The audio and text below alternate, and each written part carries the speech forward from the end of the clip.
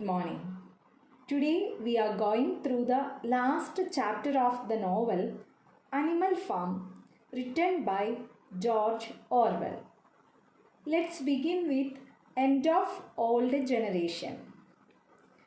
Time passes and old generation begins to disappear.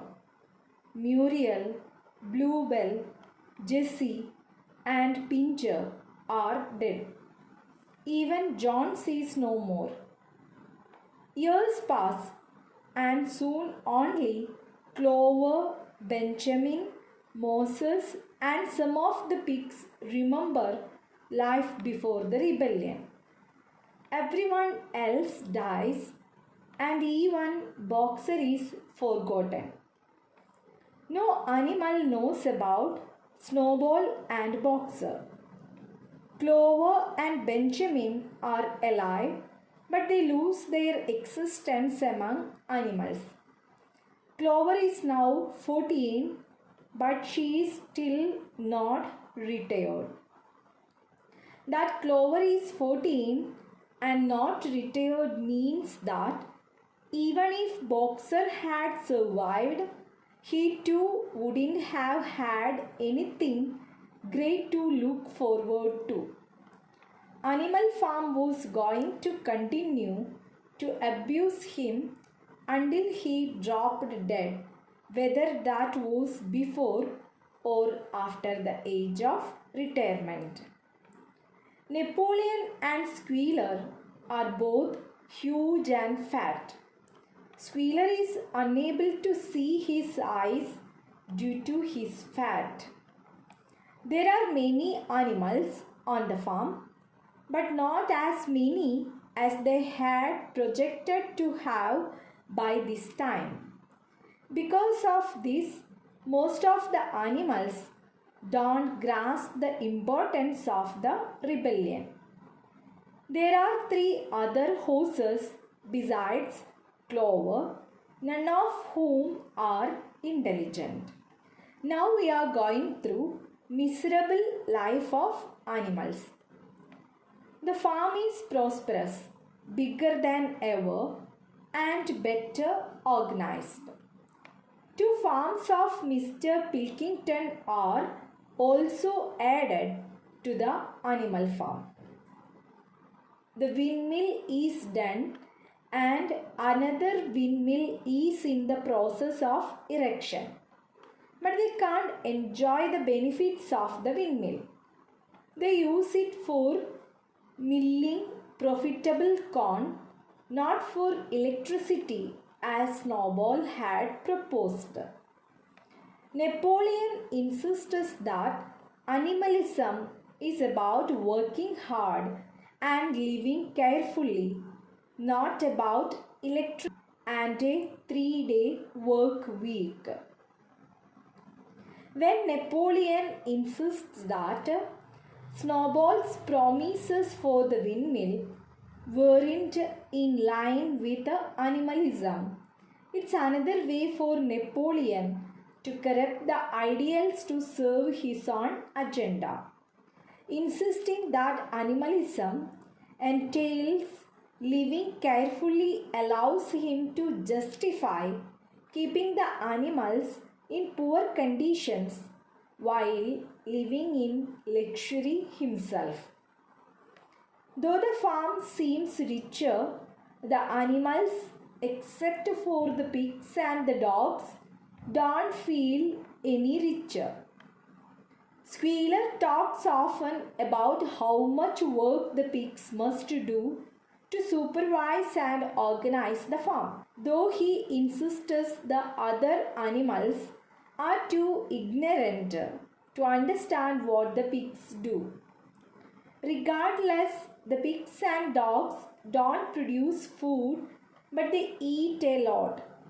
The other animals are still hungry, sleep on straw, and labor in the fields.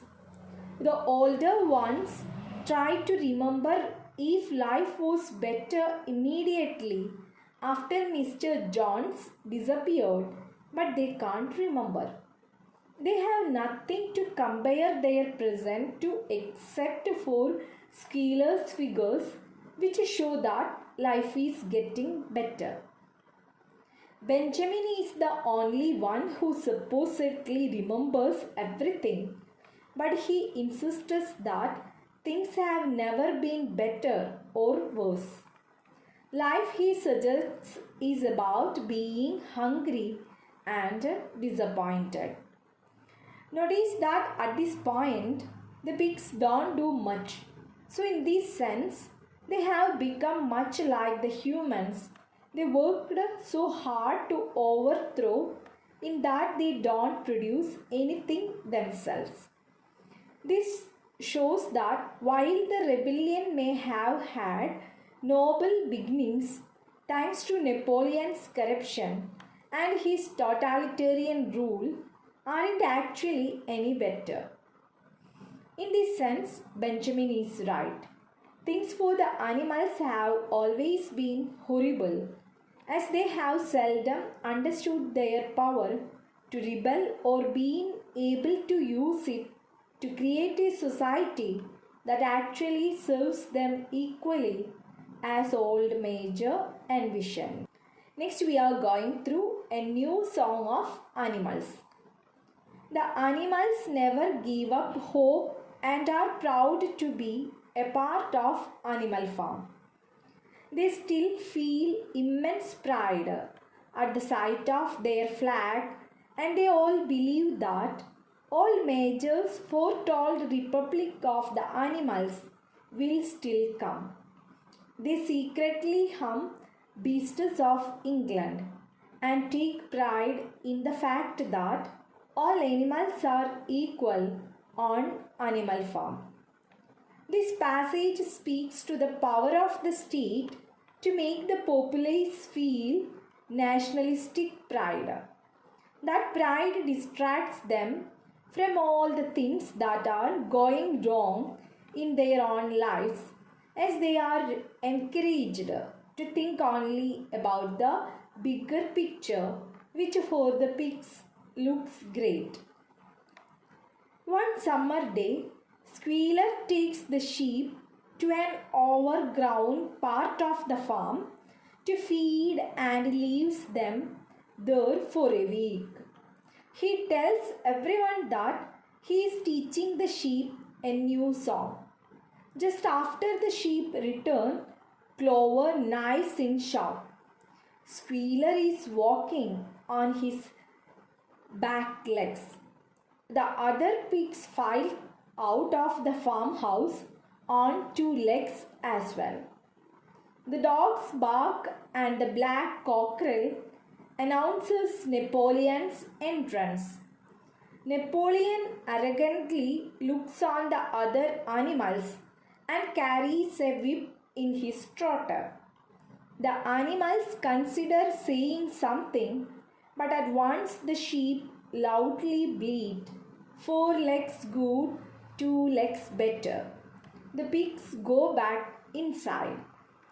The shift to walking on 2 legs represents one of the pig's final steps toward becoming more human than animal.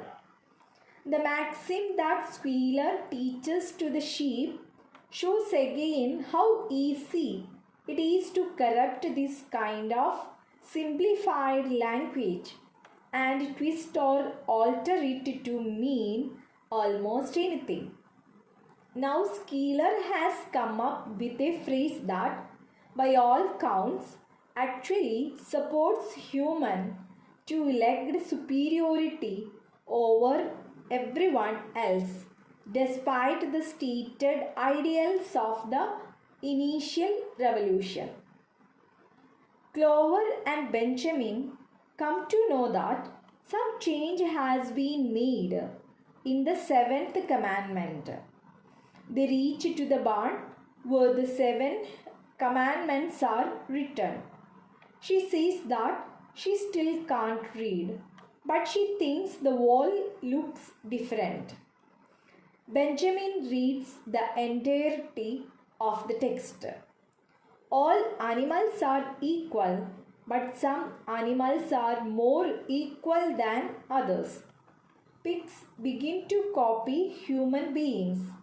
With this, it doesn't seem strange when the pigs all carry whips, purchase a radio, and install a telephone and a newspaper. It's not odd when Napoleon starts to wear clothes and smoke a pipe. Napoleon adopts the lifestyle of Jones. The current text of the Seven Commandments is pretty meaningless. It corrupts the meaning of equal by making it clear that they don't actually mean that anyone is equal, no matter what the word actually means. Because of this, however, the pigs are able to make it mean whatever they want it to. In this case, they use it to justify their rule and to justify wearing clothes. Now we are going through a meeting of human beings and animals. A week later, several dog carts containing neighboring farmers drive up to the farm for a tour. They admire everything, especially the windmill. The animals aren't sure whether to be more afraid of the pigs or of the humans. Napoleon too begins to move in the farm like Jones. So they decide to celebrate their new position. The pigs call a meeting in which not only the animals are asked to come, but men are also invited. That night the animals hear laughter and singing from the farmhouse. They creep up to the house and the tall animals look in through the window. They see Napoleon sitting at the head of the table, surrounded by pigs and men, all with mugs of beer. A card game is in progress. Mr. Pilkington stands to make a speech and says that he is thrilled that the era of hostility between animal farm and human farmers is over.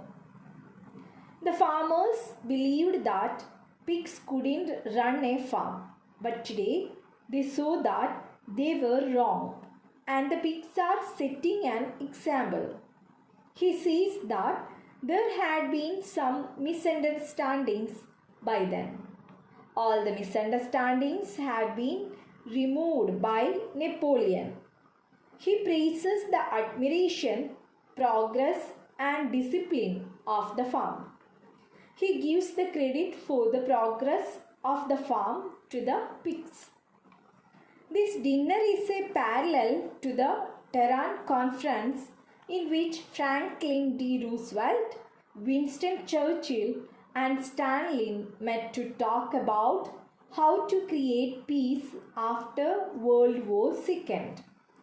Orwell mocks everyone involved here by showing how the people who sought to get rich working with the Soviet Union made Stalin and the Soviet Union legitimate through giving them a stage like this.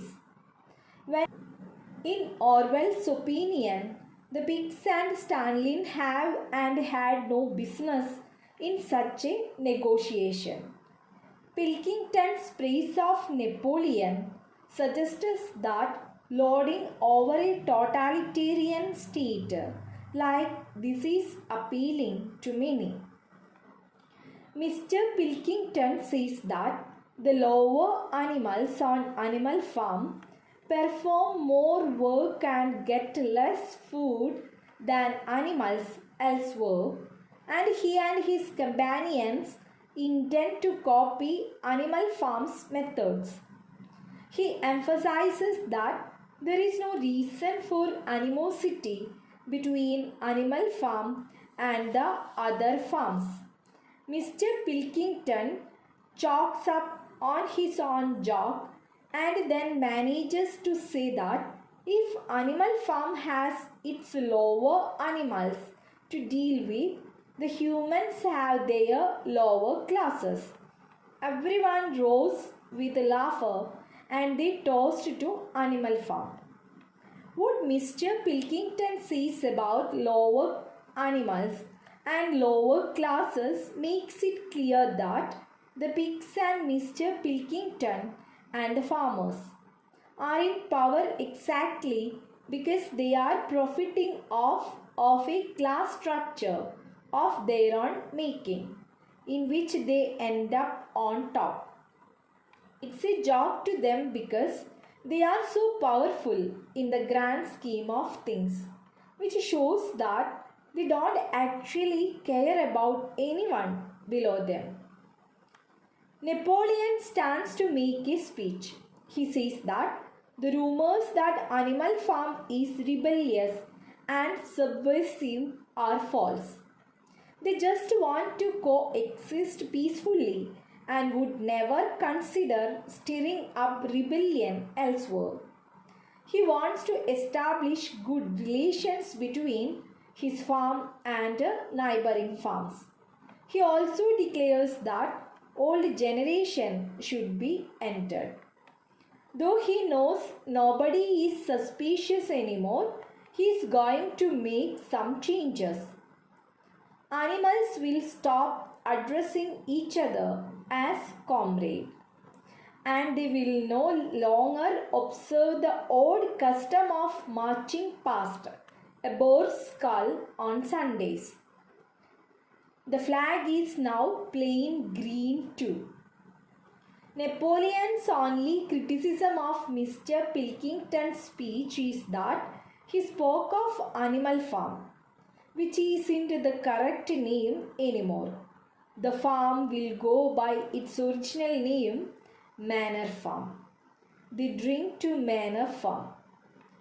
Changing the name of the farm back to Manor Farm is an attempt by Napoleon to begin manipulating the world at large through language.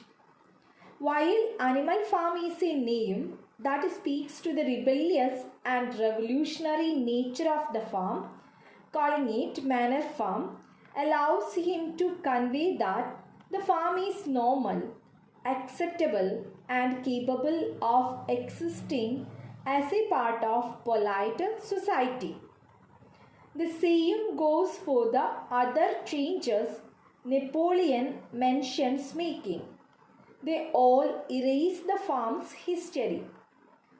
The animals outside see something strange happening to the pigs but can't figure out what it is and creep away. They hear an uproar inside and return to the window. They see that Napoleon and Mr. Pilkington each played an ace of spades at the same time and everyone is shouting. The animals can't tell the difference between the pigs and the men. They hear the voices of pigs and men who are drinking wine. Benjamin realizes that the animals are still slaves.